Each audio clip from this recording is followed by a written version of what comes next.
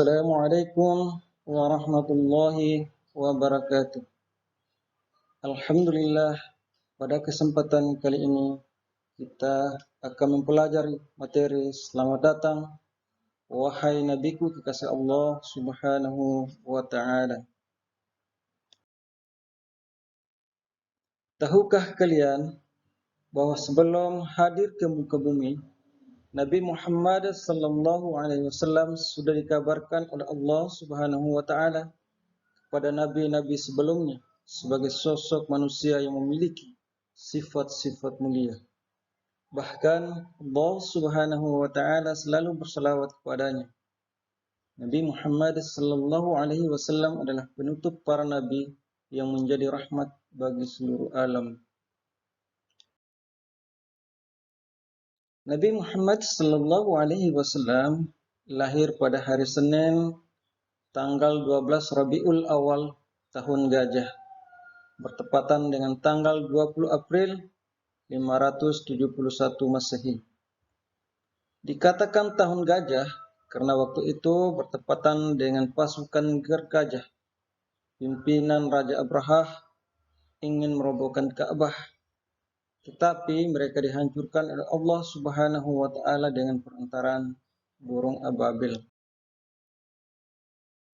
Ayah Nabi Muhammad sallallahu alaihi wasallam bernama Abdullah bin Abdul Muttalib dan ibunya bernama Aminah binti Wahab.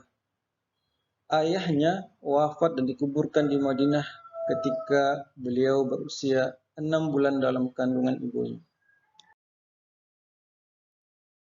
Beberapa hari setelah kelahirannya, beliau diserahkan kepada Halimah Sa'diyah dari Bani Sya'ad kabilah Hawazin untuk disusui dan dididik sampai berusia 5 tahun. Ketika berusia 6 tahun, ibunya Siti Aminah wafat dan dikubur di desa Abwah, Madinah, dalam perjalanan pulang dari menziarahi makam ayahnya di Madinah, sehingga beliau menjadi anak yatim piatu saat umur 6 tahun. Beliau dirawat oleh kakeknya yang bernama Abdullah bin Abdul Muttalib sampai kakeknya itu wafat ketika beliau berusia 8 tahun. Selanjutnya, beliau diasuh oleh pamannya yang bernama Abu Thalib sampai beliau menikah pada tahun yang ke-25 dari kelahirannya. Sejak diasuh oleh pamannya, Nabi Muhammad sallallahu alaihi wasallam berkembang sebagai seorang anak yang mulai menginjak masa remaja. Pada usia 10 tahun, beliau oleh pamannya diajari bagaimana cara menjalani kehidupan ini dengan cara bekerja menjadi pengembala kambing milik orang-orang Makkah untuk menghidupi dirinya sendiri. Ia makan dari tumbuhan liar yang terdapat di gurun. Sejak saat itulah beliau mulai menghayati arti kehidupan di tengah panasnya padang pasir Makkah.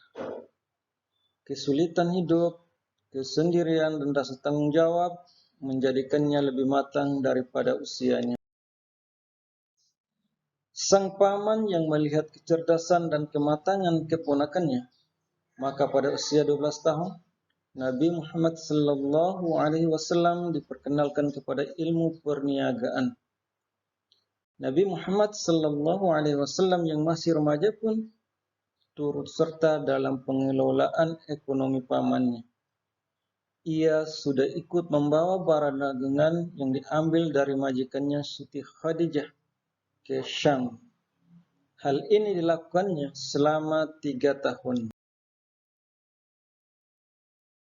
Suatu ketika, sewaktu rombongan kafilah dagangnya sampai di kota Bashr, Syam, seorang pendeta terkenal yang bernama Buhairah menghampiri Abu Talib seraya berkata, "Aku mengenali anak muda ini sebagai orang yang kelak akan diangkat oleh Allah sebagai rahmatan lil alamin, pembawa rahmat bagi sekalian alam.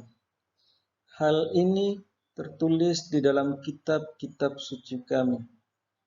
Lindungi anak muda ini dari gangguan orang-orang jahat dan pendeta Yahudi. lebih baik dia dibawa pulang saja ke Mekah. Saran pendeta tersebut kemudian dituruti oleh Abu. Pada usia 15 tahun, beliau ikut berperang membela kaum Quraisy melawan kabilah Qais Ailan dalam perang Fijar.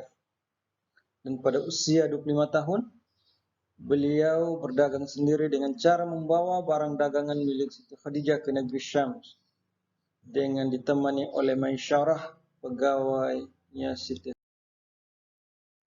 Selama dalam perjalanan dagang, Maisyarah menyaksikan keanehan-keanehan dan kepribadian beliau sallallahu alaihi wasallam yang luhur.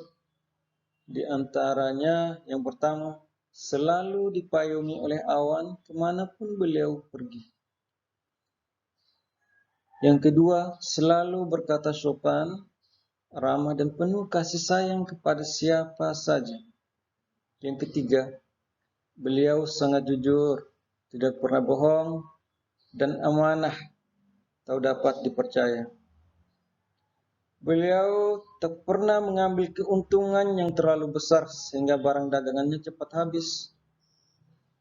Yang kelima, menyamakan pelayanan dan tanpa membeda-bedakan para pembeli. Yang keenam, mampu menghadapi segala cobaan dan rintangan selama perjalanan. Kejujuran, perilaku santun, kesopanan berbicara, kerja keras, amanah dan penuh tanggung jawab serta kecerdasan beliau tersebut merebut hati setiap orang, termasuk sang juragan. Untuk selanjutnya, Siti Khadijah meminta beliau lagi untuk memasarkan barang dagangannya ke Syria, dan hasilnya pun sangat luar biasa. Hal itulah yang membuat Siti Khadijah yang berusia 40 tahun tertarik dan akhirnya menikah dengan Nabi Muhammad sallallahu alaihi wasallam yang saat itu masih berusia 2.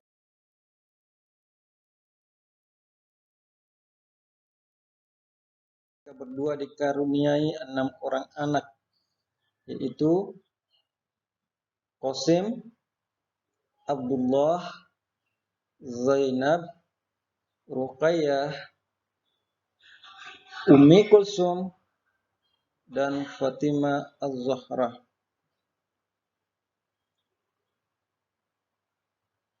Terima kasih. Sekian penyampaian materi kitab pada kesempatan ini.